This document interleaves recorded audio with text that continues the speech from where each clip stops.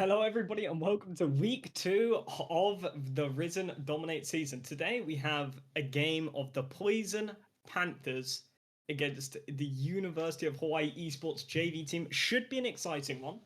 It's the first Dominate game on the new patch, so there's a lot to look forward to. Okay, few things to correct there. We are on Unstoppable actually. Oh, But unstoppable. yeah, My bad. it's Sorry. all good. But either way, it's correct. We are in week 2 of Unstoppable. Of course, University of Hawaii, the Rainbow Warriors University team, have already lost in the first week of the season to the Huskers Scarlet team. It's a little bit of collegiate action there with the Huskers coming out on top. So Hawaii is going to be looking to regain their footing, and exactly as you mentioned, it's on patch 1419, which is like the inflation patch. Prices are up, values are down, and allegedly game timers are longer. So we'll have to see. You got a great point though that this is going to be all about which team can adapt hmm quicker. Because I don't think I think we were talking before that we don't know if these teams know the meta yet. I don't think if Yeah. anyone really knows the meta yet. No, I mean, we have some idea of what's not performing well, especially Crit down there in the bot lane is struggling to say the least, as well as some of these other picks coming through the meta. And I mean, there are some things which are seeming to have benefited or survived through this patch, like some of these bruiser junglers and some of these mage mid laners as well as doing okay in this patch, but we really have no idea. So it's going to be to see what the teams have come up with in the past 3 days, playing solo queue, playing as a team, to see how they improve. And it's going to be that to see who can take the win. Yeah, exactly. As we're going to be going to draft here in just a few short moments. Mm-hmm. Panthers will be starting us off on the blue side. They, of course, are the team that are 0-0 going to this week. They had a bye in the first week, and they are sporting almost a full strength roster. Looks like some quick movements for the Panthers. Their captain, Eden, has actually swapped up to the top lane with Pimp Squid not being available due to the hurricane. So we're wishing them the best of luck getting their power and internet back. But that means Supporta is moving into that support position with that Blitzcrank, Braum, and Leona right as we get underway here. This is, of course, a fearless draft. Given that it's game one, nothing's going to look too crazy just yet, but should lead to some interesting drafting as we go along.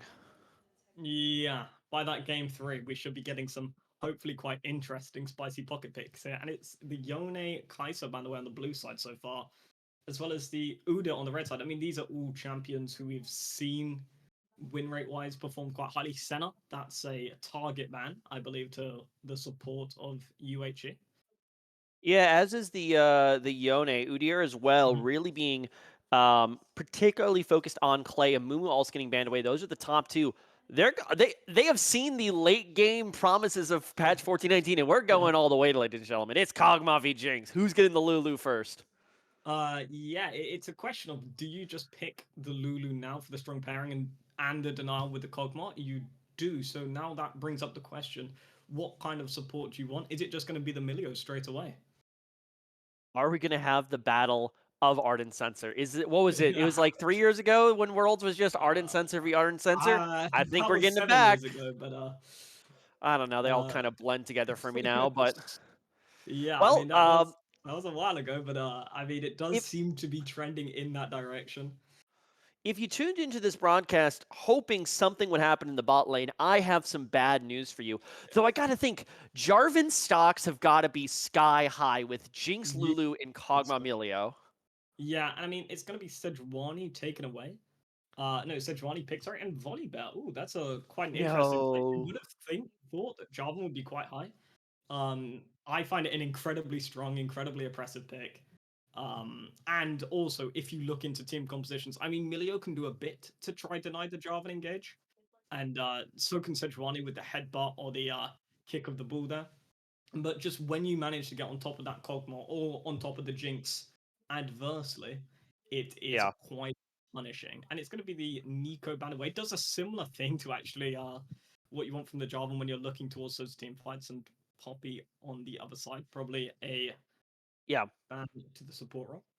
When this is actually particularly aimed at Oh, is it? Eden, who is swapping into the top lane, Okay. has a lot of games on the Poppy. Now that Eden's been put into the top lane role for, wait, that's confusing. If they're banning their own Poppy, if I'm reading this correctly, that's a uh, confidence thing right there. yeah. In fact, Um, that might actually signal that they're still no. I was about to say that might signal they're still thinking Jarvan, but they already have okay. Sejuani, Yeah. which doesn't I make mean, any sense. what it could be, because I mean, this is the first time I've casted over a fearless draft. I mean, there is probably the strategy where you can pick Poppy away to deny that pick on the side of UHE. So they're saying we'll ban away Poppy because we don't have the capability to pick it now, so we have it for the later stages. If that's maybe I, what they're thinking. potentially, well, that's certainly one way to look at it. I think also another way to look at it is what other engaged champion are they looking to play that Poppy would Hmm. be the death of? Um, Yeah. Galio's one thing comes to mind. I don't think that's necessarily exactly what they're looking for. Galio Camille is still on the board, which would be Yeah. incredibly strong. And when you have these two hyper carries already, you have two ways to try to play these team fights. Either you just try to straight out DPS your opposition with having a beefier front line and better carries, Hmm. or you go route one, and that is just dive the back line. Yeah. I'm curious to see which each team's going to go for. A well executed dive the will beat the front to back.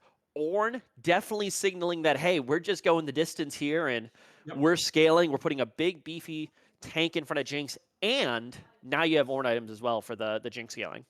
Yeah, for the scaling, also it can give it to the Lulu for the increased healing shield power. So Ornn is just there, we're sitting to scale, and that's going to be the Mordekaiser coming on trying to counter it. And it can also have that capability in the team fight as it's locked in. Take away one of those important members that's peeling Jinx, or just take Jinx into the realm itself. So Mordekaiser should be interesting here.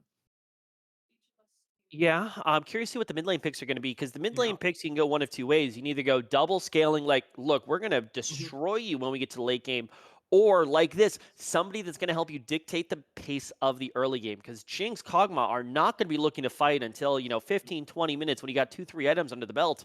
So this mid lane now turns into basically the deciding factor in can you do anything in the early game. And as much as Yeah. we are expecting a, 30, 40-minute game off of this Mhm. now, those early neutral objectives really can paint a picture for how that late game is going to play. Orianna absolutely to me signals that hey, we're going front to back. We're popping that Yeah. Orianna shield on Jinx if need be. Maybe best case scenario, we throw it on volley as he jumps in. But Mhm. I hope Jinx is all warmed up today because Yeah. uh, Broom for the Rainbow Warriors Junior Varsity squad here is got their work cut out for them. Hmm. Yeah, I got that work.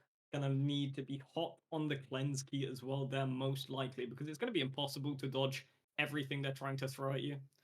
But two things interesting with these mid lane picks, they both have the capability to disrupt these team fights. They have the range to maybe get on, try to interrupt what the AD carries are trying to do. And so yeah, these fights they're looking very front to back, and I mean that's a lot of what we were expecting when we see Kog'Maw and Jinx locked in B1 R1, looking very front to back. Try to protect the puppy, as they used to say with Uzi and RNG. That's what both these teams are trying to do. Scale up. So it's just going to be a team. It's just going to be a decision of who can execute that better, and also it's going to be maybe a little to do with the top lane. See if Mordekaiser can push this counter pick and get as big of a lead as they want to on that top side. Yeah, I'm curious how this is going to play out. I think, looking back, of course, at the playing personnel, of course, we've got the Poison Panthers on the blue side, University of Hawaii on the red, University of Hawaii Junior Varsity. I think that actually moving Eden up to the top lane, where they are a bit more of a traditional top lane player with some of their picks, actually is going to benefit them greatly here. Because looking over on the other side at Hawaii, Pure Epic's really, when you look at the OP.GG, does not scream traditional top lane Yeah. player. I think that the Mordekaiser into the Ornn can be a very, very good matchup for the Mord in helping to establish some amount of priority early. And Seven Chakras, actually interesting thing is that in the Unstoppable League, all teams are allowed one roster exempt player. So basically, There's the hard cap where you can't be diamond in this league, except for one Mhm. player who can go up. For both of those teams, that is a diamond 4 mid laner. And I'm just thinking, Syndra's really built to win the lane. So is the Mordekaiser, and two solo lane carries winning their laning phase would absolutely pave the way for Kog'Maw to Yeah. take over going to late, and could prove difficult for Hawaii to find the scaling that they want with this composition. Yeah, it could do indeed. One thing to mention is the Poison Panthers are very magic damage heavy. That might come into play. It might be a bit difficult to kill on, but when you have that Cogmore, he shouldn't have a problem as long as he's scaling up to the potential that he has to really shred through those tanks. But if Cogmore gets behind and you're really relying on this top side, this top mid jungle to do the damage, I mean they're just like countered by Merc treads, by some of these MR items, which Ornn and Volleybed do have the capability to build. So Yeah. One other thing I want to toss in there, and this might be a little bit less direct strategy of the match and more of just circumstances of these teams. I mhm. had a chance to talk a little bit with captains of both these teams, and one of the first things that Hawaii's captain brought my attention to is the fact that, uh, as their name states, they are in fact playing from Hawaii. The astute viewers amongst you may notice that there are no Riot Games servers in Hawaii, Yeah. which means they're playing on an average of about 100 ping. I Okay. don't think the ping is as big of a deal at these levels as perhaps the very top Mhm. levels, but let's just say I don't think that's going to be giving them the mechanical edge Nope. um, over their opponent. So, if anything, I'm curious to see whether or not Hawaii are able to play a little bit more around their macro game, give themselves easier situations where it's more reliant on how they set up than necessarily how they execute. So, Yeah. I'm curious if that's what they do. I think they got the tools for it, but that's definitely going to be something we need to keep in mind going into this one. You got any predictions for who's going to take this first one? Looking at these drafts, or I mean, it's difficult because we don't know who too much about the patch. But any Yeah, ideas? I like a lot of what Hawaii are doing with this draft. I think they've just fully committed to the fact that we're going scaling. I think Jinx is one of the bigger AD carries on the patch that people have been playing. I don't think there is a confirmed build yet. I mean, if you were watching Draft League last night, we had a very interesting Essence Reaver into Runan's Hurricane rush. Yet to see if that's really going to be the meta, but I like the tools that they've got set up here. The fact that they lost last week in pretty stunning fashion, not stunning, but pretty decisive fashion to the Huskers is a little bit concerning. Um, and I think with that, the momentum might be against them. And I might actually have to wager here on the side of the Poison Panthers, at least for game one. Yeah, I think I'm siding with the Panthers too. I like what I've seen Cogmore do a lot more than what I've seen Jinx do in the current meta, and I feel like they have the tools to protect the Cogmore. And I just think Jinx is going to have a really difficult game this game. But also, if that shockwave does land onto the priority targets of Cogmore Milio there, well, then anything could happen. But I would also lean towards the Panthers, as we are going to head to a quick break whilst we wait for Spectator to like get everything set up for game one.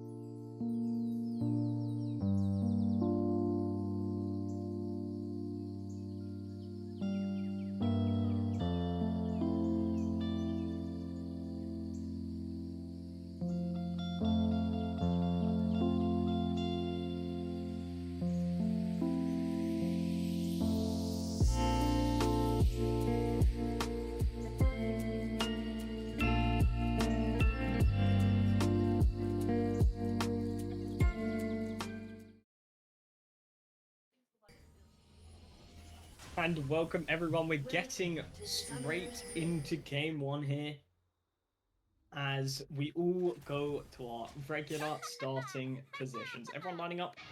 Interesting things to note. Lethal Tempo is back if you weren't aware. Both AD carries have opted for that rune in this game. It's a little bit different. It now scales a little less with the attack speed. It doesn't uncap the attack speed, and instead of bonus range, it gives bonus on-hit damage when fully stacked. So that's just something to keep aware of. And Sony is fishing for a couple of those E's on the volley bet. Minions have spawned. Yeah, nothing too crazy here to start the series. Fujinaka, one of the members who wasn't part of last week's match for Hawaii, going to be beaten up just a little bit, chunked to just under half HP now with a minute 20 to go. With a minute 20 gone in the game, they're going to have to start lane like that. Yeah, I mean, it's either that or lose a couple minions and invest your teleport, which doesn't seem too appealing. I wonder if Clay is going to try benefit from that. Found the dinner bells in bot lane, ladies and gentlemen. Broom and Bradley, they're going in. Yeah, they're going in. Bradley's walking up with that pig. Getting that awful attack damage. Broom's decided to hit a wave. Loco is chunked, but manages to trade back with that extra Cosmo range. Not too bad, but it does mean that Broom and Bradley are going to get the push in the bot lane. What a good duo's name to say. Yeah, the Bradley and Broom leaving a little something to be desired as far as duo lane synergy goes.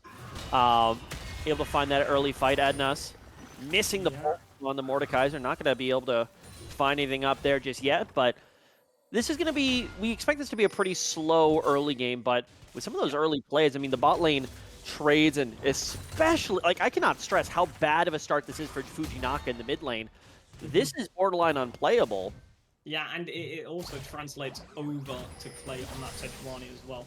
And Sony is going to have free reign to do whatever they really want on the map, because you don't have the ability for this mid laner to move as I'm saying this. And Sony's into the mid flash forward. There, Slap, that's the wrong champion, as 7 Chakras runs away. Loco chunked incredibly low. Broom didn't manage to get the last auto attack. Didn't want to go summon up the summoner there, pushing for the kill. Yeah, interesting gank. I mean, that's probably required, trading the flashes, because if 7 Chakras is allowed to keep the flash in the lane, it's just so oppressive over Fujinaka, basically being able to force a kill whenever you want. But out here comes the repeat gank. Asani pushed away, still gets the Q, and it's going to be going down. It's going to be first blood to Fujinaka. It's a good, solid start after the really difficult levels 1 through 3 they had with that trade coming through from 7 Chakras. Yeah, a little bit disappointing for the Panthers mid laner, being given such an advantage in the early laning phase, but now going to be looking to find something back, but I think it's just fishing at this point. Clay maybe looking for another play here on the top side. Yeah, no W to be used for pure epicness. Doesn't have the flash either because it got eaten by the drag back, as that's the easiest gank of Clay's life. Picking up that trade point in the top side. Yeah, and that's quite poor form. When you're getting ganked like that, you want to hold your flash for the last second. You want to give your opponent as much of an opportunity to make a mistake as possible.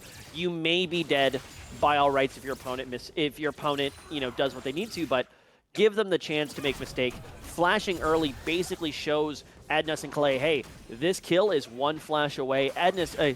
Eden goes for that flash, and Eden gets the kill.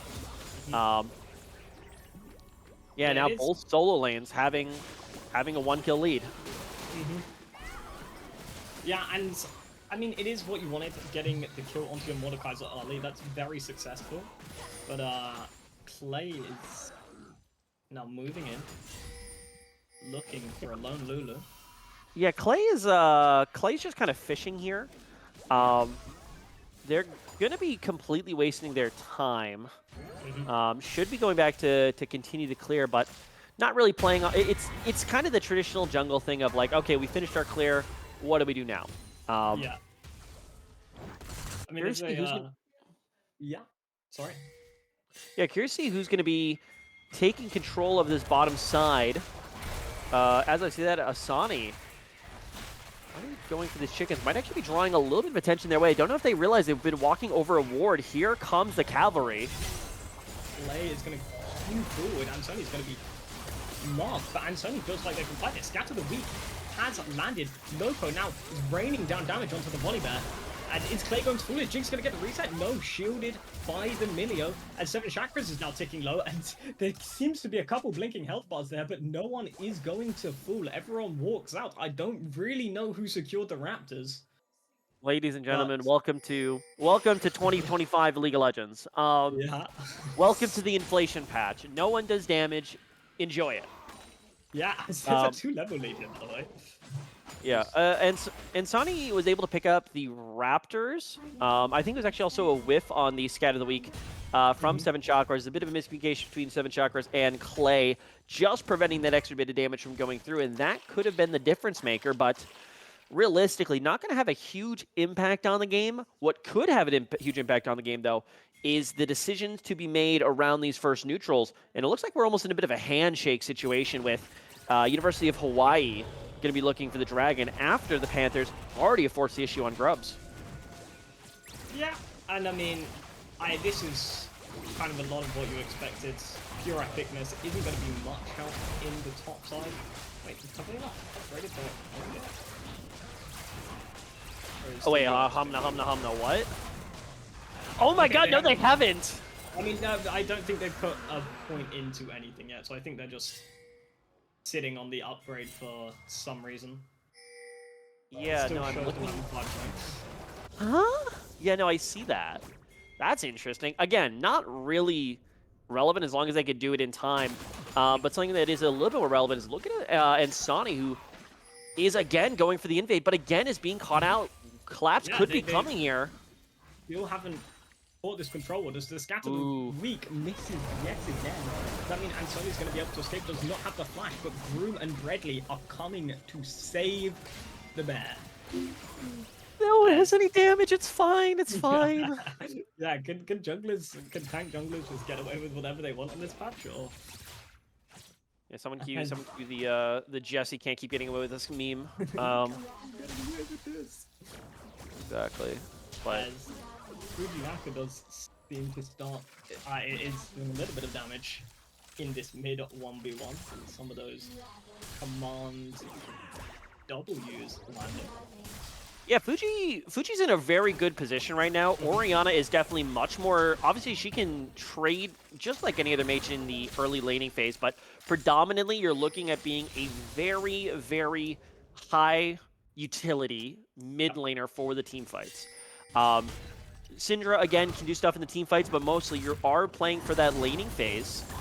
And I gotta say, Fujinaka is really gotten the better of this matchup. 13 CS advantage, has the kill, has that 600 gold lead in the pocket, which isn't game-shattering in itself, but certainly signals a winning point of pressure for the University of Hawaii Rainbow Warriors, as, yeah, they're able to keep this game pretty quiet and flash away from chakras. No ultimate use from Fujinaka. That's certain. You gotta think, and Sani, you know, they've ganked mid lane for less. You got to think that's going to be ringing a dinner bell up there.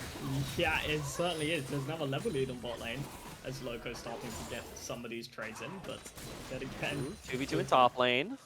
Little damage. Who's ganking who? Only doesn't seem to realize Clay's right behind them. Running in. Forge Ward is cool. Are they going to be taken into the death realm? Yes, they are currently in the death realm, sorry. As Clay and Antonio are just standing there. The Glacial Prison misses. The Mordekaiser seems to have the damage with the heal of Clay to take down this Volibear for a double kill. Chakras was right behind anyway, as Fujinaka was on a base timing. Was never really under any threat there. And yeah, it's just a solid counter gank by Clay. They seem to know what was happening. They seem to be aware of where the Volibear was and just pulled Clay up. And Mordekaiser could just take out the Ornn when the Forge Ward was cooled. Yeah, and with all that, it's an interesting decision to say the least from the the side of University of Hawaii.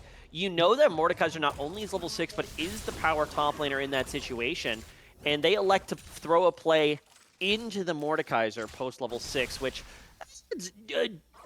let's say wishful thinking to say the best. Yeah. And unfortunately just completely play into the hands of the Panthers, who are who are able to take a quite easy 2 for nothing. Clay with a little bit of the zoning ultimate in there, but either way was able to pick up the 3-kill advantage now for Ednas, and this lane starts becoming very unplayable very quickly for Pure Upness. Speaking of which, just look at that top lane. Mm-hmm. Yeah, I mean, the Rylai's maybe have a bit of damage taken away from it, but its annoyance factor is still there in spades with the slowers. It's very difficult for Ornn to do anything if they get hit by any of those. This is now Interesting movement on the map. You're looking for Fujinaka. Not going to find it just yet. They've rotated up. Yeah, both teams have rotated up to the top side of the map to try to lay claim to the grubs. I would question whether or not...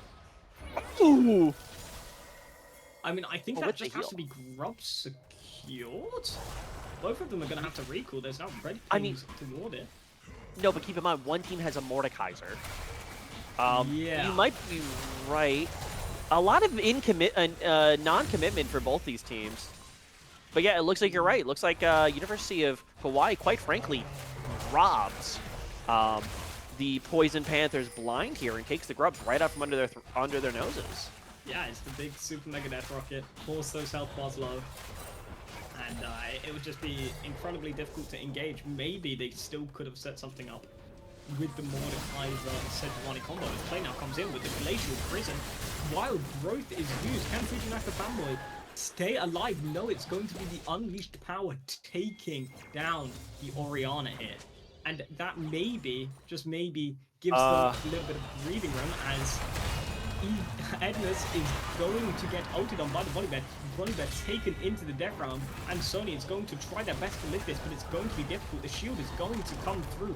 Can Edans take the 1v2? It doesn't look likely, as whilst this was happening on the bot side, what? Why are we? Huh? What? We could have. Wait, but we knew where the jungler was. He was 1 HP. Yeah. I guess maybe Orianna wasn't showing, and okay, so let me break this down for y'all at home, because I think it needed broken down for us here. Interesting play. Eden playing very conservatively in the top lane, straight up wins the 2v1. Still is worried about getting follow-up engage on. Now I think here's the biggest thing. Their team was taking the dragon at the same time, so the thought process may have gone, okay, we're strong side dragon, weak side top lane, play with a little bit more respect, just given that, but yeah, that feels like a bit of a wasted TP. Either way, though, with the Riley's Crystal Scepter this early on, still just making this an absolute nightmare long lane for the top laners. Yeah. But with no TP, Ednas will be pretty limited in scope to what they can affect on this rift. As the shockwave comes in and there's 2 fights. Super Mega Death Rocket comes out, misses the Syndra barely, as in the top side.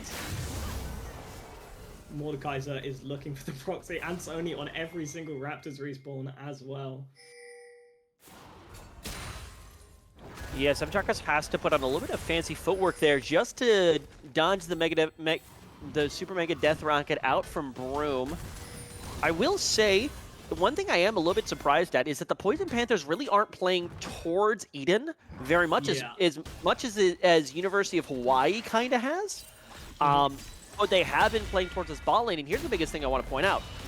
This composition is built around Jinx being the carry. Jinx is currently in a disadvantageous state, is down a level, down a good chunk of CS here, is down about 900 gold on the Kog'Maw, so obviously scaling champion will scale, but you really want to be accelerating this Jinx as much as humanly possible, especially if they're already losing the top lane. Bradley just to come out to keep Bradley alive.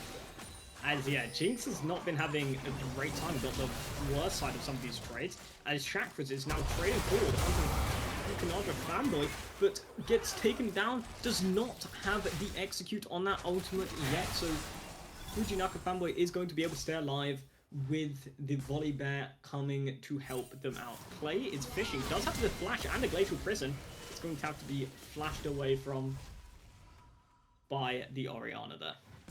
Yeah, I mean, way for Fujinaka fanboy and for Asani to benefit from that situation. A little silly there from Jacques, who saw the junglers fighting up above him, but was still walking forward on Fujinaka trying to force the kill, almost inserting themselves into a disadvantageous 1v2, and that's where they end up going down. So again, you really can see the rust on the side here for the Poison Panthers. Obviously, Eden's having a great game, but a few suspect plays going out elsewhere on the map, especially around this mid lane. Not disqualifying, though. We're 15 minutes in, still a healthy lead for the Poison Panthers. Though we're basically in a mirror matchup of both teams want to go for this late scaling competition so far. Luca Loco, I like that scaling just a little bit more right now. Yeah. Yeah, I mean, this Kog'Maw's certainly in quite a comfortable position. But one thing you were saying, noticing how much Oriana is maybe struggling. No, the Syndra is struggling a bit in this matchup. Is that their stacks are at 65 now. That is a bit low for the time. So that's just something to point out. They're going to get to that 100 with the execute, that 120 with the bonus AP coming through later into the game. Fujinaka fanboy thinks they have the damage, but Clay comes on behind. Doesn't have the Glacial Prison just yet. It was used in mid lane. And Sony is running in, avoiding the Sejuani trying to kill 7 chakras. They are going to fall. And Sony thinks they have the damage. And Eden's walking in on the top side, but Volibear does not have the chase on to play there. And now we are looking towards this dragon in 20 seconds. Yeah, and once more, the University of Hawaii absolutely just pounce on mispositioning from the Poison Panthers. That was a bot lane play that Poison Panthers themselves initiated without knowing where the enemy jungler was and without really understanding where their strength was. A very avoidable mistake, but they end up walking into it, and as we said, University of Hawaii are very happy to capitalize, especially when they just need absolutely everything they can to confront the menace that is top lane Mordekaiser. Though I will say, Mordekaiser is going for the proxy farm right now. TP is available. Could be looking at a big fight here around Dragon. Yeah, Kata hits. The unleashed power comes through, and that's going to be Loco picking up a kill onto the mid. That TP's not going to finish. Yeah, Pure Finish just absolutely teleports in the middle of the lane. Not going to be able to be responded to. 1v1 in the top lane. But now here's the fight around Dragon. Yeah, and it's going to be... Eden has the TP still, too. Picking up the kill. They do have the TP if they feel like they need it. 7 chakras taken quite low by Fujinaka fanboy, and Sony doesn't really think there's anything here. Fujinaka fanboy has a shockwave if they can find the big angle. Yes, there it is! 1 to 7 chakras and Loco, and Sony's going to be burst down though, as Eden's TPing in. Do they have it? Yes, the flash E connects, and that's going to be the dragon secured by the Poison Panthers. Yeah, I think that was very poorly taken there by the side of the University of Hawaii. Sure, Fujinaka's Shockwave, it looks really cool, but they just don't have the damage to follow it up. And especially given that Pure Weapon has already died in the top lane, I think you cut your losses, say, look, we are conceding this dragon, you have bested us here, let's reset to live another day. But not only now do they lose the dragon, that is an illegal Herald drop, by the way. That should be tried in a court of law, that drop in the mid lane. However, glossing over that crime, but now not only have we lost the fight, we've lost the dragon. Eden is even bigger now at 5-0-0, and you had a little bit more gold sprinkled around there, and all of a sudden, this 3K gold lead is starting to feel a lot more aggressive than it actually is. And finally, I was going to say, Eden hadn't had too much of an impact on this game, given that they were just proxy farming. But now, with the tower gone, they are unleashed. 3 people coming up here. But remember, that's a Mordekaiser. Ultimate still in a few seconds, though. Gonna be the test. The polymorph came out. Well played by Bradley, but they pick up the 800 gold bounty onto the Lulu there. It was well played to get the polymorph to make sure no one could enter the death realm, but picking up the bounty on that Lulu maybe isn't the best, as it's traded for a mid-tower as well. Yeah, I mean, it's a little desperate up there. It's still a good shutdown, don't get me wrong. Anytime you can take down a 5-kill top lane Mordekaiser, you're going to take it. However, you know, Death Realm was back up, still looking for the advantage, and that's only really going to slow the bleeding a little bit. It closes the gap still to 3K. And the problem is it's not going to turn into a neutral. If that turned into a Baron, that'd be huge. If that turned into a Dragon, it'd still be large. But that is a kill to give away a tower. And, you know, that's not what's going to rescue you in this situation. And still, there's 0 kill participation on this Jinx to help accelerate her in the face of a Kog'Maw who is now 1.6k ahead. And so he's back on the Raptors respawn, I love it. As it just keeps pushing into this bot side jungle. Maybe they're looking for a dive onto 7 chakras. I would be really concerned. Ultimate, but it is covered. We did just see the Sejuani there, yes. Oh, and it's turned on to Fujinak fanboys. The Glacial Prison hits. Yep. The unlimited power comes out. Oh, and the E connects onto Ansoni, taken into the death realm. Oh, the ult was mistimed by Ansoni. That's so unfortunate. It's going to be pulled back, and wow, that was a lot of damage coming out. That's 2 members down. They need to be going to Baron right now. Yeah, they can go toward the Baron. They do have the Kog'Maw damage. They will start to shred through it. Eden doesn't have the TP, but it's not really under too much threat. With losing. That's actually. No, pure epicness. The TP is going to come out from some chakras to cover that. I'm actually really confused. Clay, though, looking for the flank here. Bredley is absolutely dead to rights here. Yeah, the wild growth, actually, the flash comes out. Good knock up as Broom trading back a little bit. So here's the biggest thing that I was confused about why the Poison Panthers were putting pressure into the bottom side of the map. They had Baron up and available on the top side, and with 2 members in the bot lane, being Ansoni and Fujinaka Fanboy, you can very easily trade that for Baron, which I think would be a huge heads-up play. But something about this level is you know, teams around here are still kind of learning macro and learning to be very decisive in the face of adversity. And sometimes it's the moth to a flame kind of macro of like, oh, we see a fight going in bot lane, let's go in bot lane. To their credit, they do still benefit from the situation. It's still a 3.6k gold lead, but I'm looking for the point here where Poison Panthers needs to take this lead and convert it into a knockout blow. And Baron, I think, would have been that knockout. Kog'Maw has these 2 items, the Blade of the Rune King and the Gwyn's who's picked up. This is a very, very strong AD carry right now. They do have the ability to try leverage some of these fights, and with how strong the Mordekaiser is in these fights and in the side lane, the TP is now back up as well. They do need to, as you were saying, I think, start leveraging it towards. Greetings, pure epicness. Your pain and suffering has arrived. Yeah, as the passive has now been procced. The ultimates aren't coming out, they're kind of just hitting each other, not needed. Nair is the death realm, and pure epicness flashes away. Cool of the Forge Gold comes out, missed, but it's Eden just... is playing so conservatively in this top side.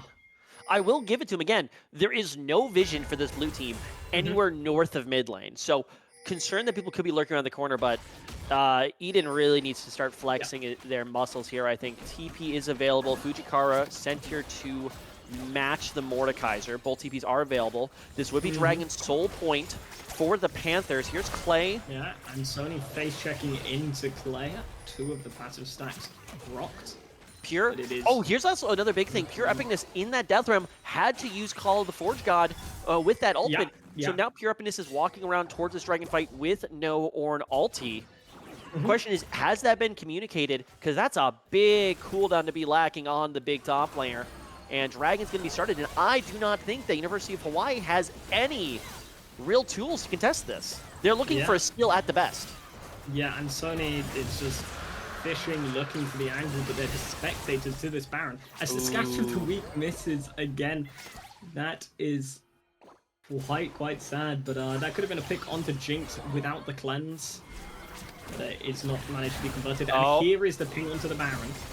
As actually, as Broom maybe caught, Clay didn't want to go for the Glacial Prison there. Yeah, little slow in the decision making. Of course, do give some credit to side UH. They're able to avoid what they can there. But yeah, I mean, right now the neutrals are off the map. The only thing up here is that Baron, and unequivocally, Eden is the strongest. Where is Eden pathing? He was just they were just under top T1. They walked all the way back to base, and now are rotating to bot side. This is the most terrified 6-kill Mordekaiser I have ever seen in my life. Yeah. I mean, they're just trying to split and then find the flank angle on the TP of the Baron fight, but I don't know. I feel like Orianna can maybe just like kind of match and stay alive against the Mordekaiser and TPN. I don't think this is how it's most effective to use the Mordekaiser, but no one is responding to him thus far. About to say, putting Mordekaiser opposite side of the map from the Baron is going to force somebody to go ahead and respond. And I think being that first move, no, there's no way Pure Epic is just TP to the bot tower. That is so troll, because now, especially if Eden has figured this out, that is now an Ornn with no TP. They cannot match you, and especially because I think a top fight's going to break out here.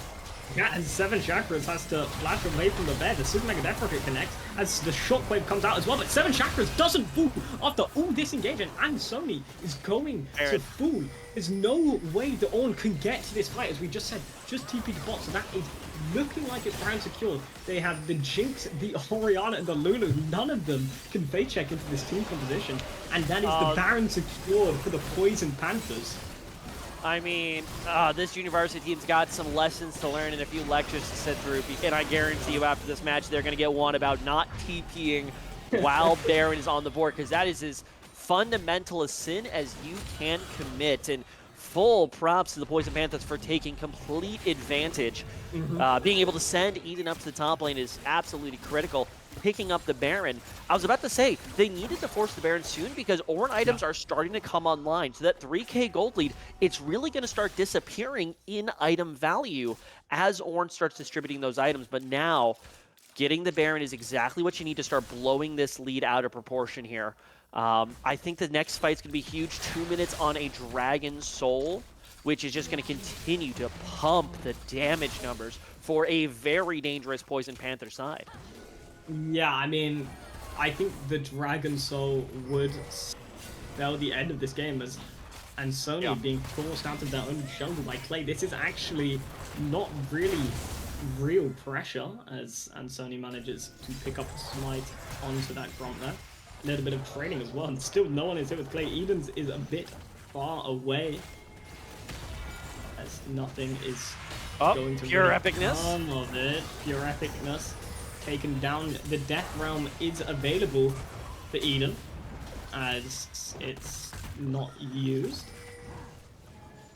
Yeah, and right now the pressure is starting to be applied to the University of Hawaii. 5 members now on the bot side. They are looking for the play now. The Ornhorn comes out and Sony taken into the realm of Eden. They're not gonna like where they come out. Walk away, and Sony isn't going to. Oh, that was a good stopwatch, but then the shockwave is going to come through, and Sony did manage to live. Good stopwatch. What?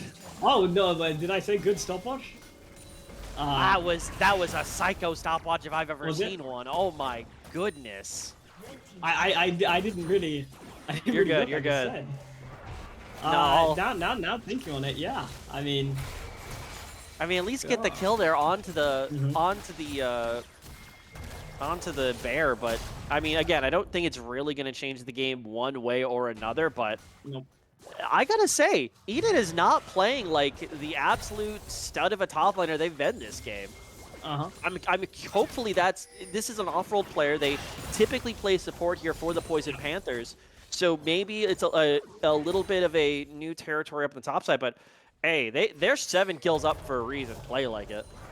Yeah, it's 7 kills, 3 items on the board, farmed up, especially in the early game with all the proxying. Now the dragon is up. As I said, I have a feeling this could be a decisive fight.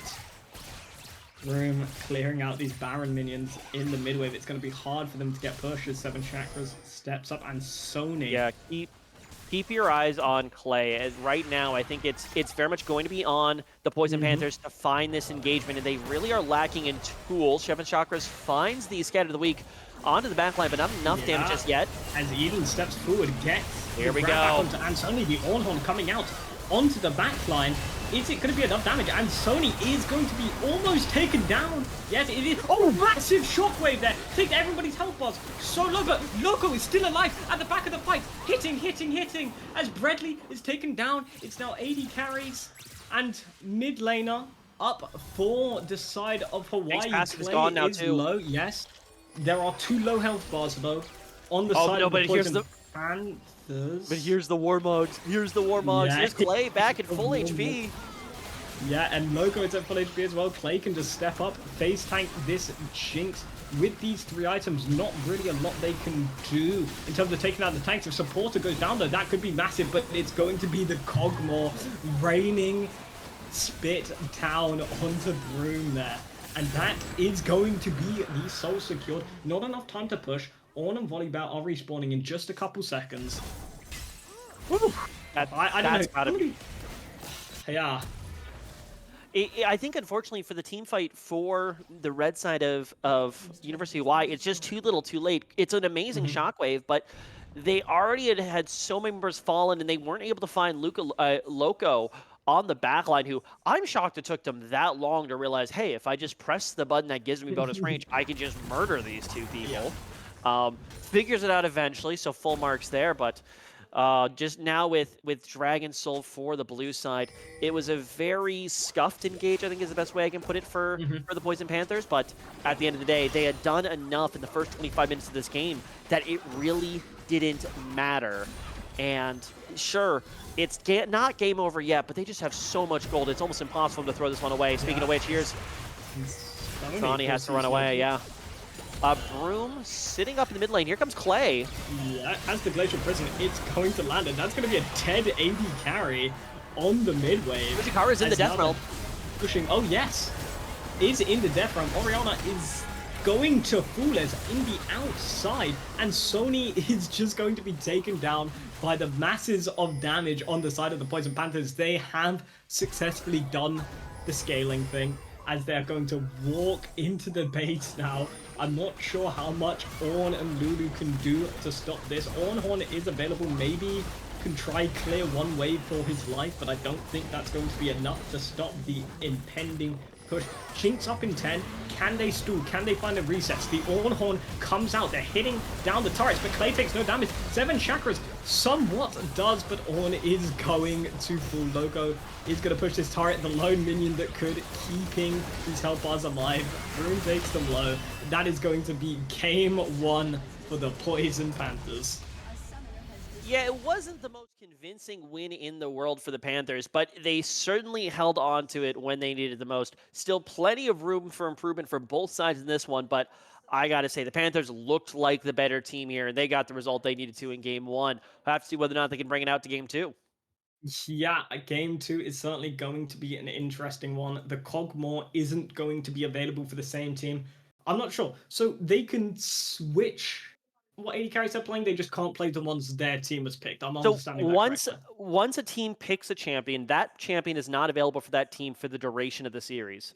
So, yeah, so like the Kog'Maw, you cannot pick it again for the side of the Poison Panthers. It is still available for the side of University of Hawaii and vice versa. So technically they could go for the Jinx early if they want, because the opposition can't pick that as well. But we'll have to see what modifications are now going into Game 2 here of the series, because yeah, that's a wild one. Yeah, we are going to throw it to a quick break before the second draft here. Sit tight, and we'll be right back.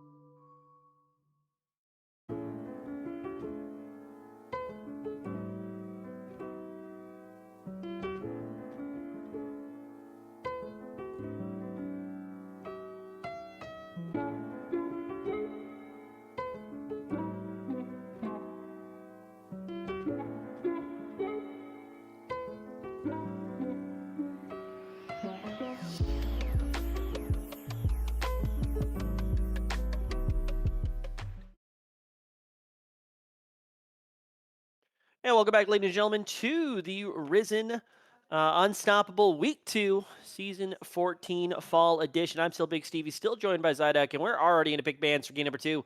Panthers with a win. I was going to say decisive.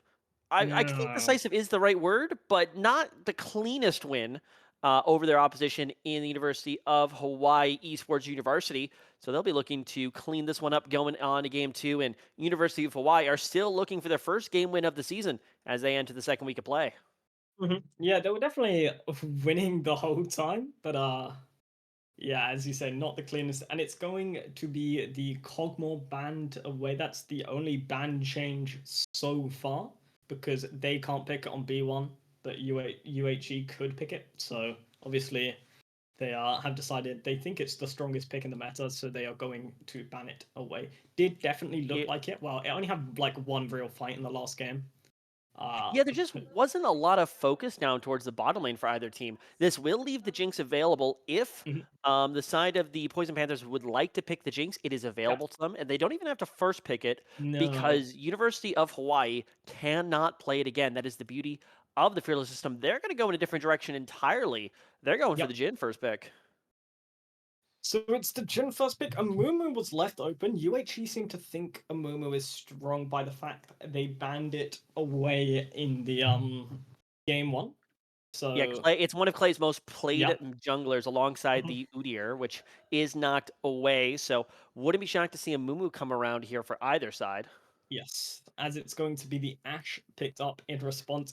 Definitely another strong AD carry. It's these lethal tempo building, attack speed building AD carries which don't focus too much on crit outside of exceptions like Jin and Jinx, which have been seeing priority.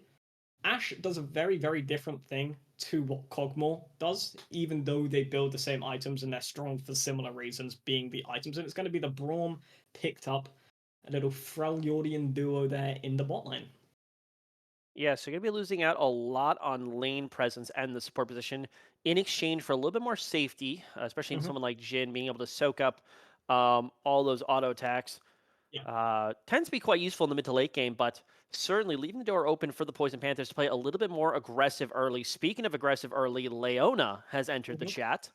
I would be shocked if we don't just see Jin, Leona, Amumu. As you mentioned, Yeah. Amumu, one of the favorite junglers for Clay, is left up here.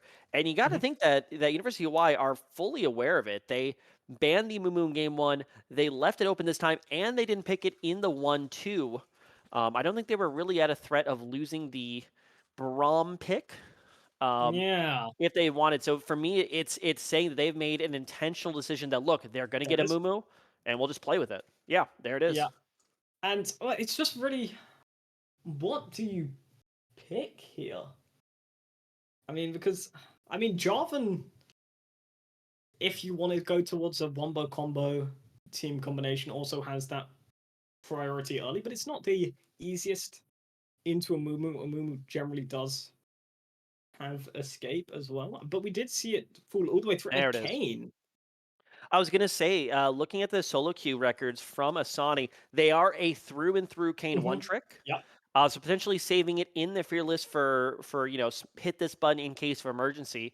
0-1 down in week 2, where you're still yet to get a game win on the board for the season here in the Unstoppable League, might be the time to hit that button. So yes, definitely going to be a little bit more individualistic. I don't really think I've seen Kane played competitively in a while, but sometimes they're the mm, one tricks who can find a way to make it work when others would not see it. They're definitely going to yeah. need to rely on the comfort here if they want to pick up a win and bring us to game 3. No, I played against Lethality Kane one trick 3 games in a row, 2 days ago now, and I got destroyed every single time.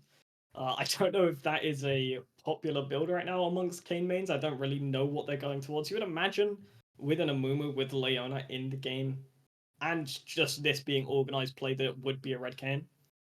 But it's going to be the Yorick Shen band away as well as the Poppy and Oriana.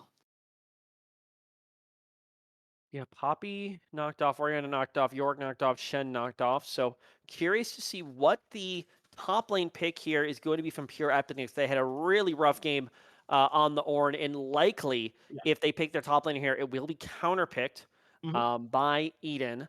Let's see what's really available in both players' pools here. Ooh, Mundo, okay.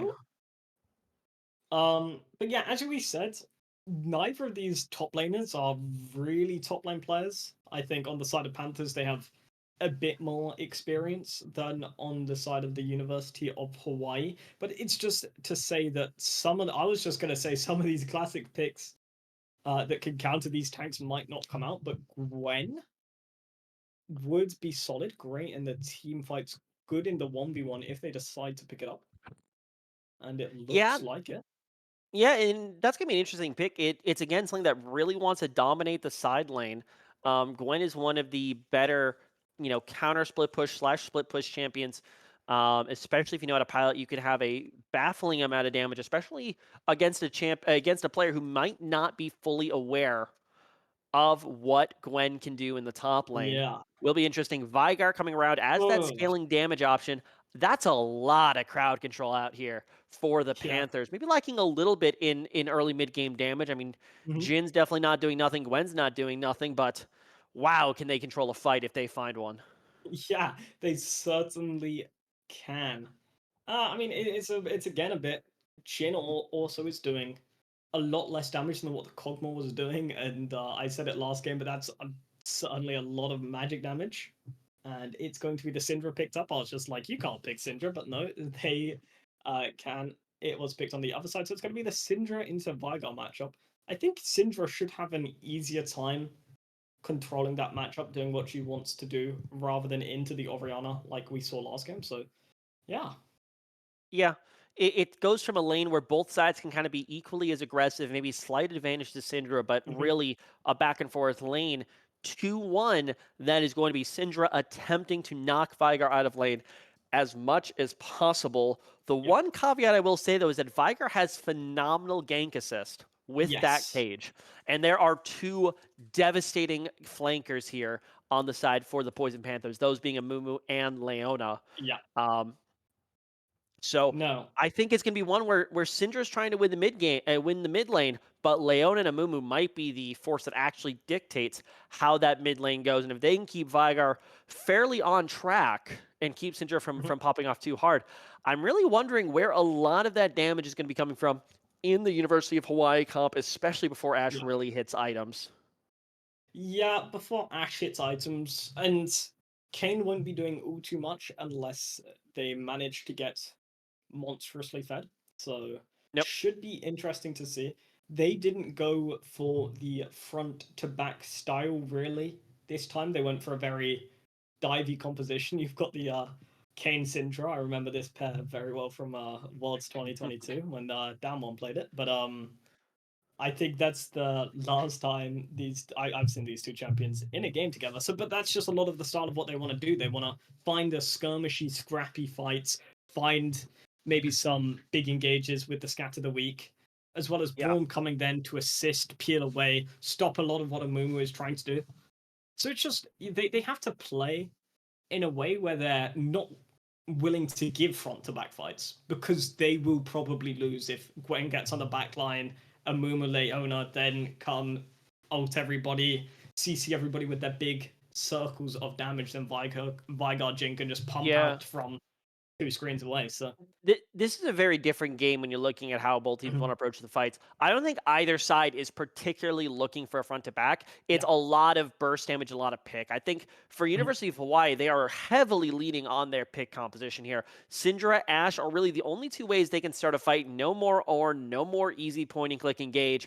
They got to hit stuff now in order if Yeah. they want to go in. And they're really just going to be looking to pop some people before these fights starts. And I think Mhm. the biggest thing for Hawaii for me is they need to play away from top lane. Look, Yeah. Gwen's probably going to win this top lane. The trick is limit the damage. Do not Mhm. try to go gank the Gwen unless you know it's going to work. Otherwise, that Gwen is going to start going, 3, 4, 5 kills up on your laner. Let them isolate the matchup, focus on this bottom side, focus on this mid lane, and get somebody ahead, because that's just the thing they were lacking last game. Nobody, sure, Loco looked pretty solid, or not Loco, Fujinaka looked pretty solid Mhm. on the Orianna, but they were never far enough ahead to really make that difference. They need to find the difference maker this game if they want to go ahead and find their first victory this season. Of course, they did fall 2-0 last week versus the Huskers, so a Yeah. win here would definitely do a lot for confidence. But with that all wrapped up, before we throw it to a break, Zydek, real quick, let's get your opinion. Look at these two drafts and see what happened last game. Who's walking Mhm. away with the win? Yeah, I think from what I saw last game, I like to say with a Mumu Leona and then the Gwen Jin Vigar damage coming out on top of it, I think Poison Panthers just have an incredibly easy comp, and I think they will have the ability to execute on it. But that being said, if Eden plays scared like we felt they were a bit in the last game, it might be a bit difficult for them to push that top lead and get leads elsewhere on the map if Amumu is maybe a bit less mobile than the Kane. So I think it will be the Poison Panthers, but yeah. Yeah, I think we're in agreement here. I'm going to have to put my money on the Panthers taking this series 2-0, moving them Mhm. up to 1-0 on the season. Of course, they did have the bye week last week, but that's it about the past. Let's look towards the future. And ladies and gentlemen, before we get to that future, maybe go grab a snack, maybe watch an ad or two. We'll be right back here on Risen Esports with round 2 of season 14, Fall Unstoppable. Don't go anywhere. We got the continuation of the series coming up right after this.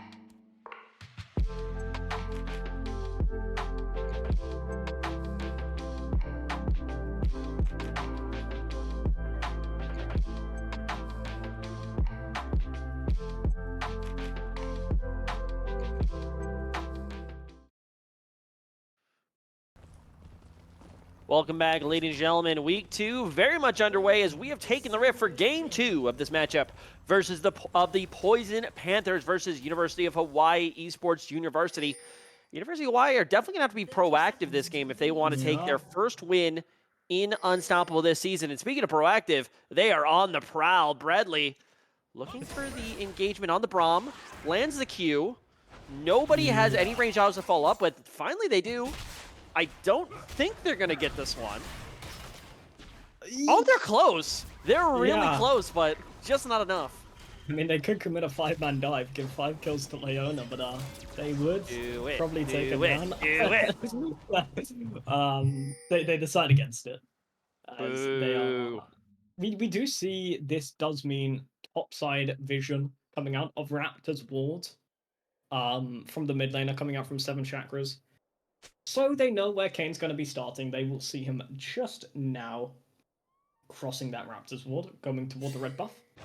And interesting that it's not a... Go ahead, sorry. I was just going to say that gives them more control, keeps the bot lane a bit safe. And it was, as you said, both junglers are pathing towards this bottom lane. Oh. I feel like I've seen this one in the bot lane before. Room and Bradley, again, sitting in the bush. They find Supporta. They definitely have more DPS early than the Leona Jhin, but are not going to be able to capitalize on it this time. So it should be, I think it's going to be a little bit more active of a bot lane than the Jinx v Kog'Maw with 2 enchanters we were absolutely treated to last game. Yeah, as they are both just hitting the minions, hitting each other a little bit as the League of Legends goes. Does a Mumu clear faster than Game? That can't be true. They're about on pace. Yeah. That's a good question I don't know the answer to, but at the moment it seems like Mumu is actually on the front foot as far as clear speed goes. Looks like he's dragging a little bit of the wolves with him, but they're just about neck and neck here. Yeah, this is a race for the ages. I think Amumu's going to struggle a bit more when it comes to Red and Krugs. But with that, he does one-shot the Raptors because it resets every single time he gets hit, 0.5 seconds off that cooldown. Yeah, and it's interesting to see... Go ahead, sorry. No, well, you. It's interesting to see what these two junglers are really going to be clearing for. For Amumu, I feel like it's got to be... these are actually two almost opposite junglers. Amumu wants to get 6 as quickly as humanly possible. Sure, your early ganks with your Q can still be effective, but you just want to do the circle things. You just want to pop that ultimate and be that big fight decider as quickly as possible, whereas Kayn, by definition, you need to gank because you need the souls, you need the essence, you need to transform as quickly as possible. So I'm curious to see whether or not Clay can take advantage of that, knowing that Insani's going to be a little bit more active on the map trying to gank. Can they find the counter invades to Profit? Speaking of Profit, Eden is still winning top lane. Who could have seen this coming? Yeah, I mean, this is going to be an incredibly difficult matchup. I was just fixated on what was happening in the jungle. Amumu did win the clear speed race, but based for these... Did we get 2 amp tomes? Oh, no, wait, that costs 900. I'm being silly. Pays for the 2 amp tomes to make the clear speed just that bit faster. Doesn't need to be out on the map ganking 3-6, as we said. They do have a good gank 3-6. Speaking of ganks, Clay is hovering around this mid lane. 7 Chakras finds the lockdown into Fujinaka. One thing that I was going to point out is I'm a little bit surprised to see that Fujinaka, I don't want to say Fujinaka is losing the laning phase, but 7 Chakras is still breathing.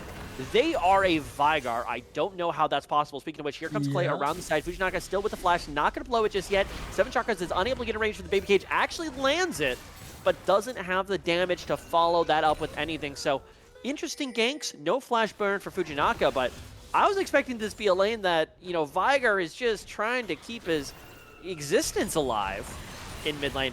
It's actually doing pretty well. In fact, Fujinaka is just completely out of mana now. Yeah, has that mana advantage. Wait, I didn't even see this. There was an early back from 7 Chakras. He's not using the TP. Is actually only down about 6. Yes, does have the tier, so that actually could account for that. Yes. But still, this is a decent position to be in if you're the Vigar. You just need to continue farming here. Yeah, and Sony hasn't really got anything done like they wanted. They are looking toward the dragon now, but hasn't got into any lanes yet to try get that stacking off the ground. Get some of those red orbs, it looks like, as they do have the Conqueror rune, which is more typically geared towards the red cane there. Yeah, very... Sorry? A very early dragon here going to come out the way on the red side for University of Hawaii. It's not really going to mean a lot right now, and potentially stacking a little bit of golden experience here for Broom and Bredley up against the combo of Loco and Porta. But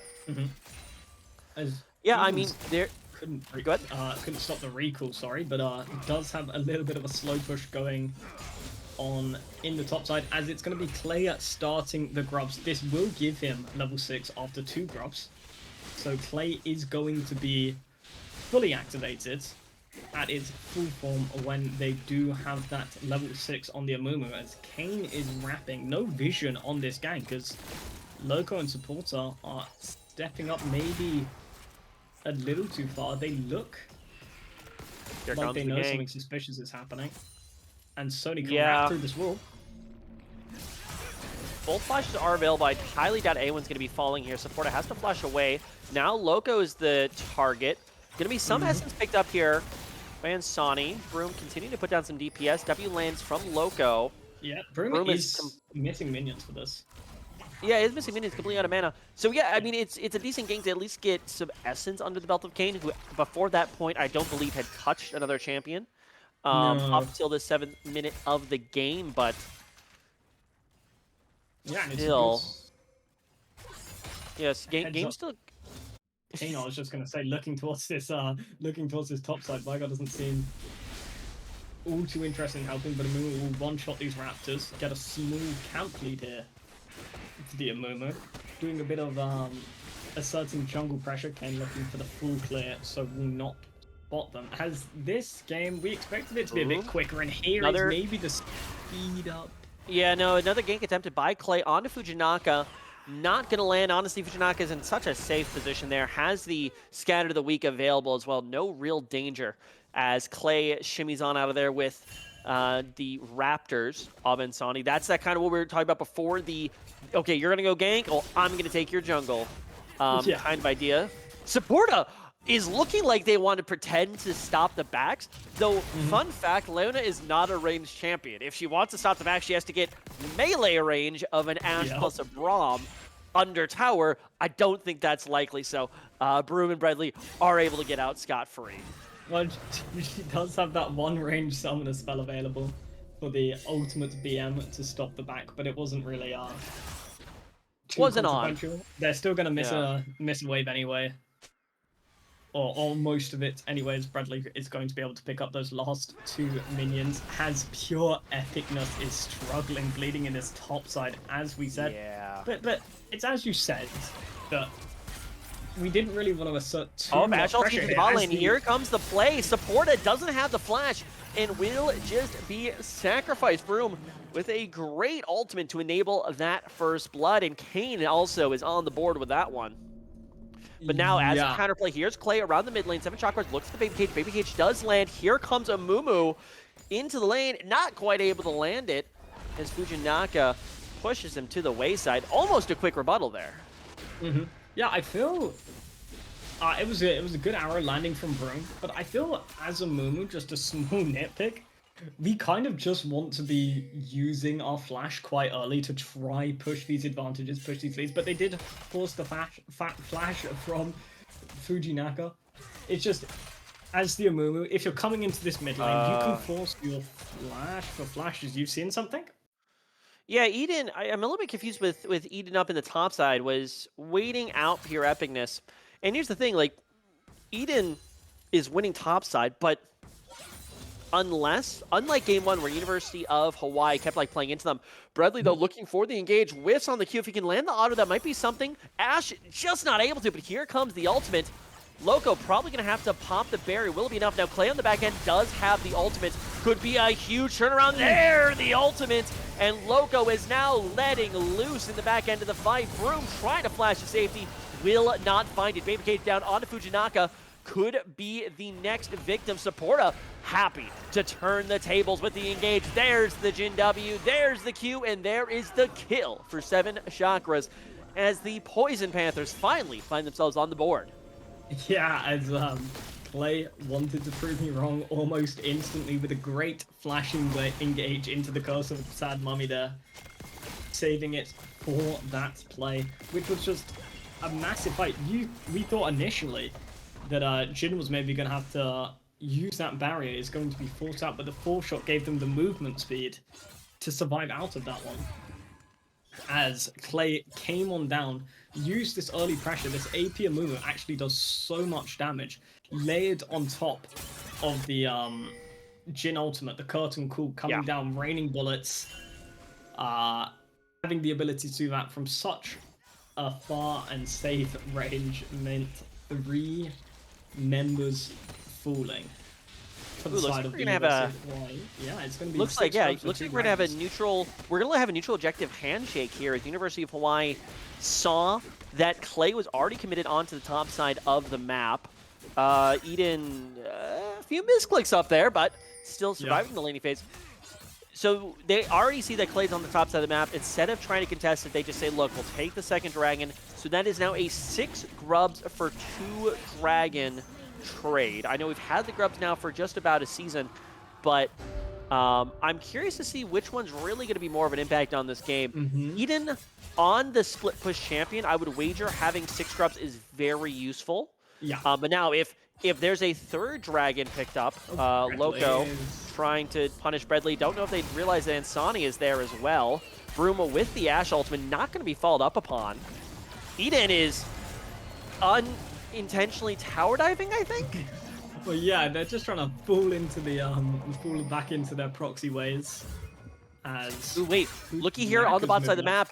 Supporta looking for the engagement, finds it. 7 Chakras, puts the baby cage down, whiffs the W, not able to find the ultimate. Is Kane able to pop his own ultimate to avoid. Now it's a 2v2 Clay looking for something. The post-mortem Q picks up the kill. It's the death frag. Goes down, but because the Mumu Q is still in the air, it lands and picks up the 1-for-1 trade. Absolute insanity is on the other side of the map, and Sonny's able to scatter his way over a wall and avoid the Vigar. Well, not for long, able to poke his nose in the mid lane, but what a wild sequence of events we just witnessed. Yeah, the Vigar ultimate got stopped by the Kane going into the invulnerability as Fanboy's now stepping up.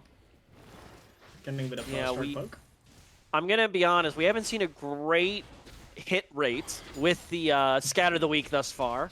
In fact, landing that there could have been devastating. Fujinaka, though, without the ultimate, probably wouldn't have meant the kill, but would have definitely forced 7 Chakras out of the lane, which, I mean, I guess ended up happening anyway. But, yeah, that's a wild sequence of events, and now as we have a little bit of time potentially to catch our breaths and reevaluate the situation, we got a 2K lead for the Poison Panthers here just before entering the 14th minute of the game. Dragon just a few minutes away here, 2:57. Supporta hovering on the mid lane, but here comes Bredley looking for the counter gank. Don't know if they realize the gank that they're countering, but looks like it'll just end up being some ships passing the night. No, Bredley going into the bush. Clay's here as well. Not going to turn anything. Yeah, I mean, just hovering around midway. If there's nothing they could do too much on the bot side. And no objectives really up. Wouldn't really lead to too much anyway. I mean, the Herald is currently on the map. Please don't give the Clay. Because please don't give the Clay and let Clay just throw it at mid tower against 2 people. Don't do that. It's illegal. Please don't do it. Clay is going to start the Herald, though, so I may have to eat my words here. Yeah, just endure another Herald charging into the mid-tower. Interesting. Yeah, 7 Chakra is going to be engaged on here. He's got a lot of HP. Not going to be enough taken down in the mid lane, and that's the power of Scatter of the Week. And what I was expecting, I was also actually expecting, watch Ash Ultimate here coming up towards that Herald fight. Going to land on the Leona. Is there enough here for the engage? Bredley flashes forward, finds the Q, finds the ultimate on 2. Here comes pure epicness from the top. University of Hawaii maybe scattering them to the wind. able to pick up that first kill. A Moo ult is not going to be enough. Eden also going to have to be finding his way through the afterlife after that one. The Herald is secured, but at what cost for the Poison Panthers? It's disrespecting the Ash's ability to impact fights on this top side with that Enchanted Crystal Arrow landing onto supporter there. Yeah, I like the flash engage, sorry. You know, I like the proactive play coming out from the side of Heroes for Hawaii. I thought they were going to eventually throw it at the bot side, but they ended up turning it up top side. Great Ash ulti and great way to pick up those kills. Yeah, just finding the engage. Bradley using the flash summoner spell to engage, knock them both up. And something to note was Eden's, if they had their full HP and resource bar in that top fight, they would have been able to impact it majorly, I feel. But they kept going for that aggressive play, trying to poke down this Mundo under the turret. But with that Warmog's picked up, it's not all too effective and led to the health bar being chunked all the way down, which meant they couldn't impact the fight. They were turned onto after the fight, and that led to the top turret being destroyed, even in this matchup where we felt that pure epicness was struggling. The Mundo managed to pick up the first turret of the game. Yeah, I mean, I think this is what we were afraid of after watching in Game 1 from Eden. They are not the best at pressing their advantage. They have a CS lead, but they didn't really turn it into anything. And because University of Hawaii didn't just, you know, move their way up the top side, ended up giving away kills, Eden really hasn't been able to express this lead in any meaningful way. Seven Chakra's being engaged on. Here comes Clay trying to save him. Not going to be enough because there's the ultimate fanboy now in a bit of trouble. Dragon, number 3 is going down. I think Clay, with one more Q, should pick up that. Gonna elect instead for the flash plus the ultimate. But there's drag number 3 as Clay has to scuttle away with his consolation prize. Supporta gonna face check into the Rost. That's Red Cane has been activated. But Dragon Soul at 17 minutes into the game is certainly on schedule for very, very proactive team play right now from Hawaii. Yeah, it's quite scary. It means this Vigor is going to have to come online. Oh, here comes Insani. Supporta and Loco have to get out of this one. Flash shield for Loco, not necessarily for Supporta. Ultimate lands. Ultimate whiffs there from Leon. A big Braum ultimate's going to be able to knock it down Loco. Here comes Eden's trying to salvage something on the backside. Might find it, finds the first kill. Herald dropped in the mid lane, but now down to the bot side with the TP coming out from pure epicness. Not really going to find any CC there. It's almost the play has been flipped on its head. Both AD carries are dead, but that is only one mid tower missing for 2 top TPs. But now here comes Clay. Here comes Seven Chakras. Here come the Goon Squad looking to press their outplay buttons. Clay with Insani with the ultimate once more. Here comes Fujinaka. Can they find the first kill? Bradley is down, but that's a 2-man scatter the weave. Edna's trying to find the way onto the backline. Pure epicness at full HP as well. Do they have the damage continue? This one is the bot tower is still up and alive.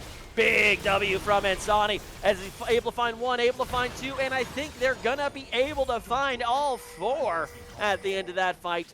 Big turnaround play from the University of Hawaii to save that bot play. Yeah, just it was the Poison Panthers pushing too far into that bot side. They felt that they had the damage, but just couldn't manage to secure any kills. And with the Cane healing up from some of that damage, the Red Cane has just all this healing. Didn't take anybody down.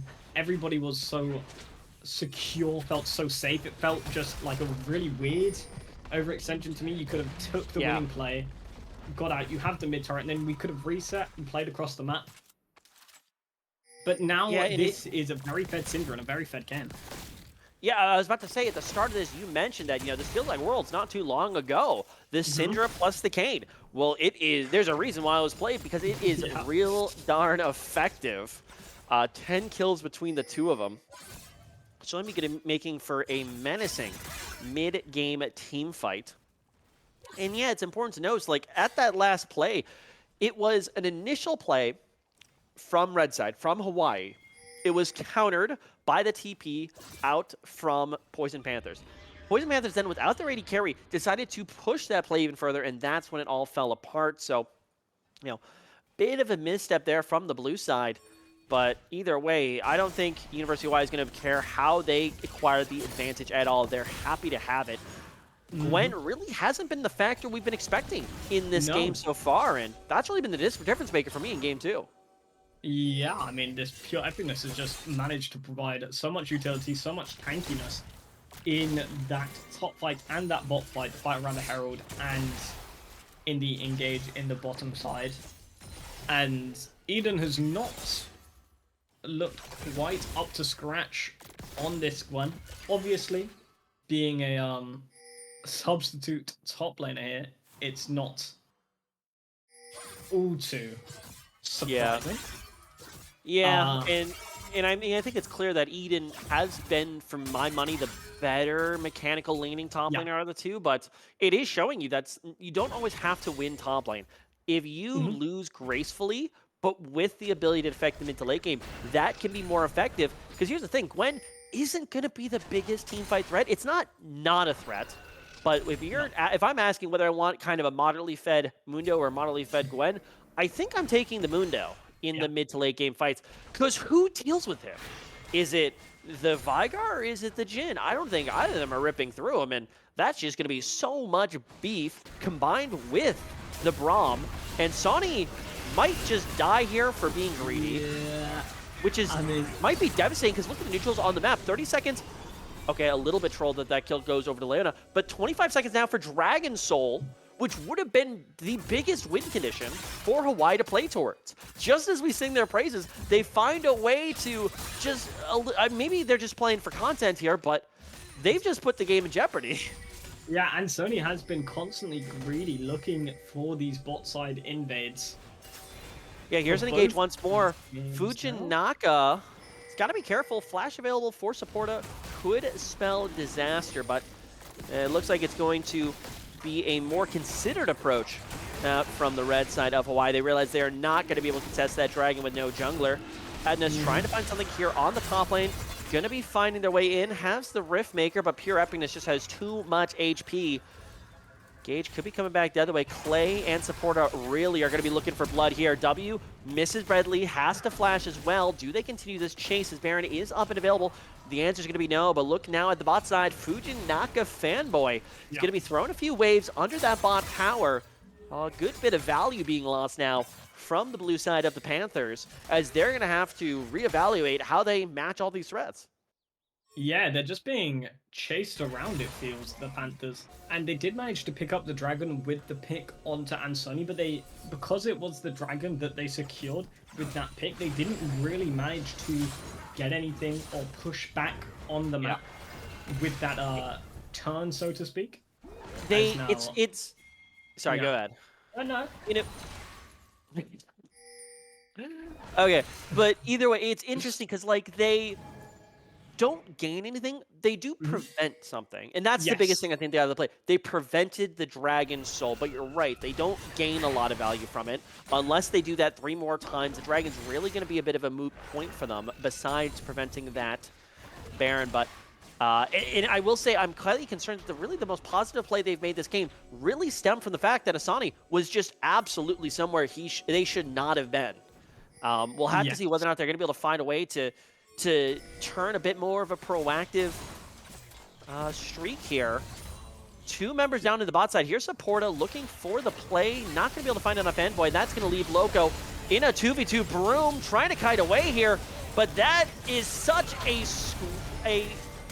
squishy way. Broom, not with a lot of HP, but Clay is just so darn sticky, but unfortunately for him, not going to be sticky enough to take down Broom. He does have to blow all the summoner spells to get out of that one, but that could have been devastating with Baron on the board.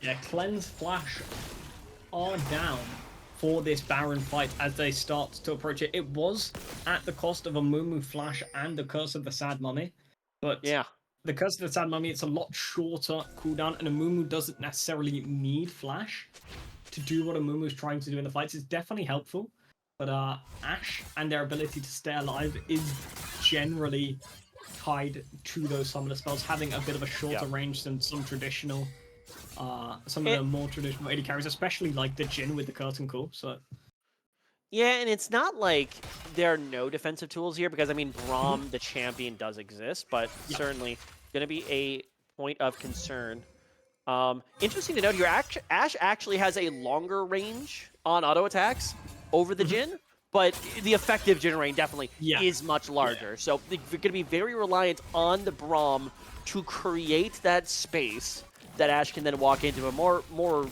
I think more succinctly, they're going to be looking for the combined 10-kill Kayn Syndra to blow somebody up and buy them that room in that fight, which certainly I think there are far worse plans you could have. Yeah, it certainly is. A little fact is Syndra with the Rabadon pickup currently has more AP than the Vigar. I mean, it's not something that's unexpected, but the Vigar is yet again not really stacking up to their full potential. Huh. Uh, I'm a little interested to see that it's second item death cap for the Gwen. I feel like there should be some sort of heal cut in that build. yeah, quite possibly an Oblivion Orb could have been picked up, and I don't really like the Bramble Vest from Amumu. I much prefer the Oblivion Orb on him as well, because Yeah. I feel Bramble Vest is very easy now that it doesn't have the passive with Thornmail with the CC on top of it. That it's very easy to just not attack the champion. Well, as pure epicness anyway, maybe less easy for Broom, because who else are you really planning on attacking than the two champions with Thornmail? Precisely. In some of these fights. But yeah, with pure epicness, it's just that. Ooh, maybe it does land from 7 chakras. Could that be enough damage? Flash forward from Fujikara.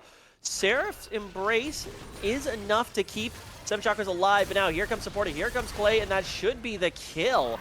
And again, it is seconds before the dragon is spawning.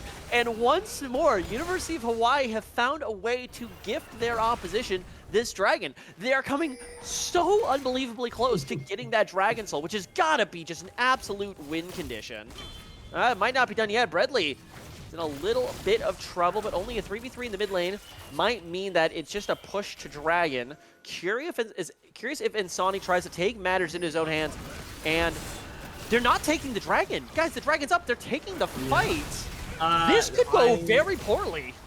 Don't know how I really feel about that, but Fujinaka, the main damage threat currently, is dead, so maybe they're saying maybe we can push this for a little bit more, but the dragon is definitely safer. A way that I sometimes look at it is it's like you were playing a chess game and you make a move and you get additional time on the timer. So they make their move, they secure the dragon, that gives them 5 extra minutes on the timer. Here's Edenas. Fujinaka's not here in the mid lane. Eden's trying to find something on the other side. Is there going to be engage out of blue side? Looks like the evacuation from the mid lane is successful for the University of Hawaii Junior Varsity. And yeah, just like that, oh my gosh, this game is so close. 28 minutes, 24 seconds in. It feels like there really hasn't been... I'm pretty sure the last 2 kills we saw were the Fujinaka death and the Insani death, both of which led to a dragon. So that's like 10 minutes with 2 deaths, as this game is just slowed to an absolute snail's pace. Like, slower than the double hyper carry game we just witnessed slow. Yeah. And I mean, with that slow pace, the 1k gold lead doesn't really mean all too much, depending on like where some of this gold is, because the Vigar and the Gwen will continue to scale into some of these fights, whereas Ash and Kayn can seem to fall off just that little bit. Is Eden just taking a bit of damage there? Yeah, just absolutely shoots Eden.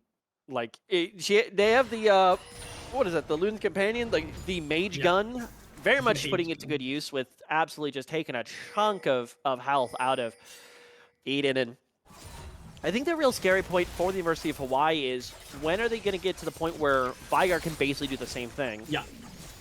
I mean, Vigar has gone incredibly defensive so far in the build, but you got to be thinking that you know, super AP scaling, it's coming right around the corner. Yeah, it will be activated soon enough where this Ash will just not be allowed to get into the Vigar range without fear of one-shotting. And the longer this game goes and the more stacks that 7 chakras get on the Vigar, the more potent it will be.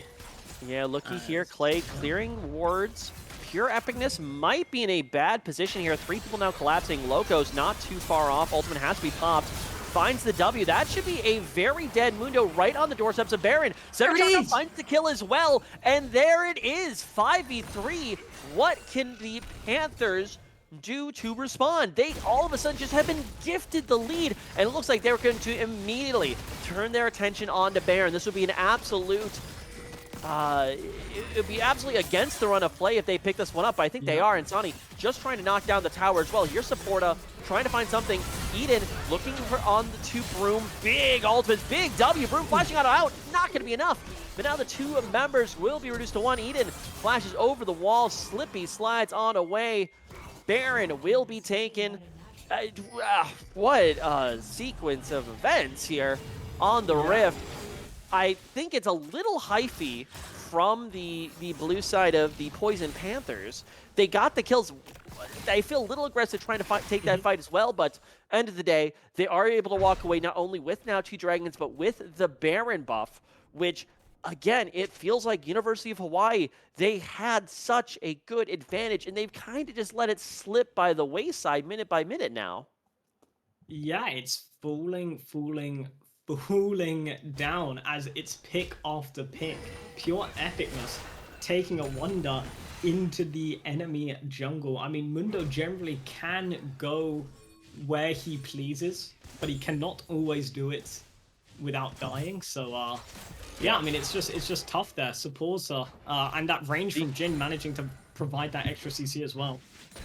Yeah, and this is going to be a very dangerous sequence of play now for University of Hawaii. With Baron going the other way, a single misplay, a single lost fight could mean the end. Here comes the engaged Broom. That's a big Amumu ultimate. Fujikara is trying to find something, but there goes Broom. Fujikara's on the backside, not able to take down 7 chakras. And there goes Fujinaka. There goes Insani. There goes Broom.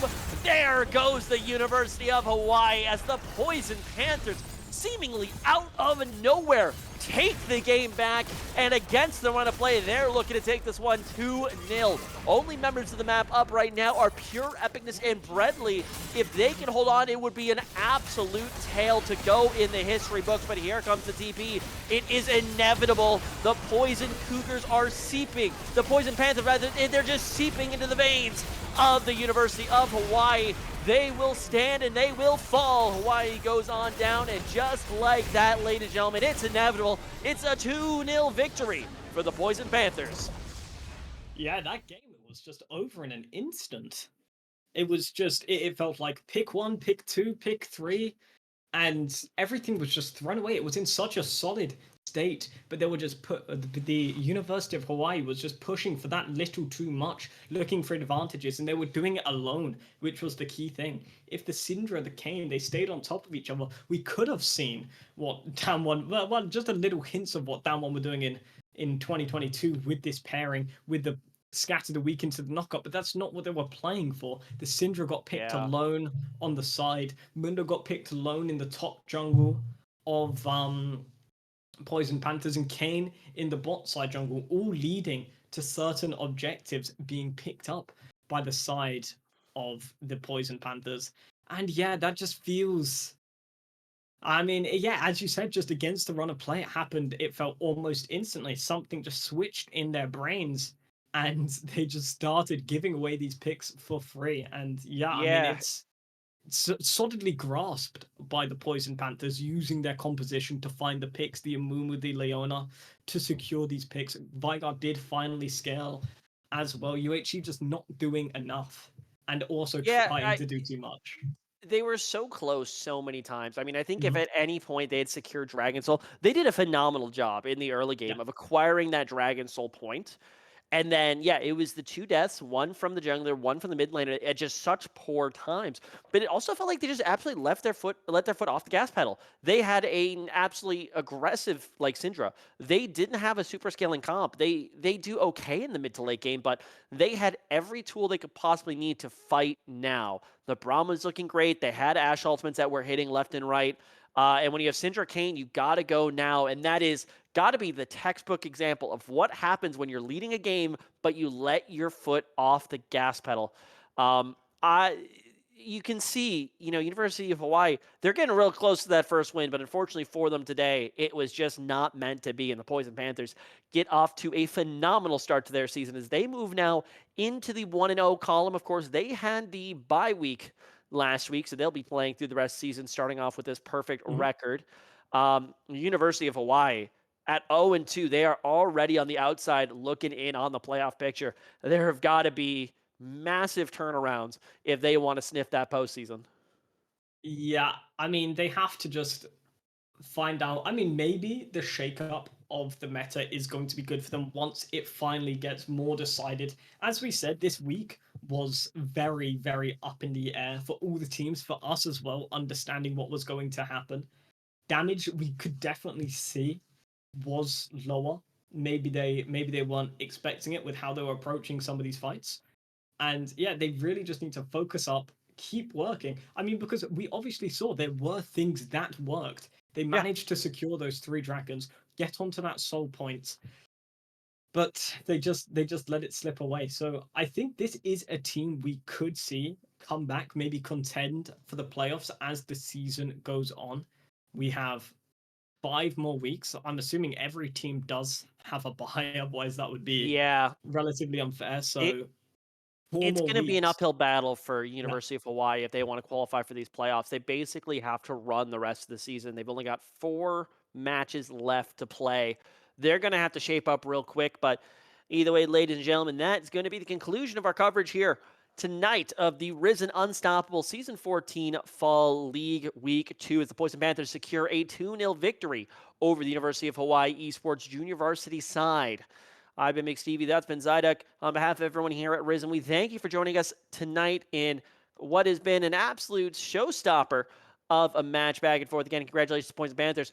Do be sure to follow us in our Discord right down below if you want to keep up to date with absolutely everything happening here at Risen Esports. And be sure to tune in tomorrow for the second week of Dominate alongside Ice Fire, Fire-Eyed, and Quacks, as they're going to be leading us through a huge matchup there.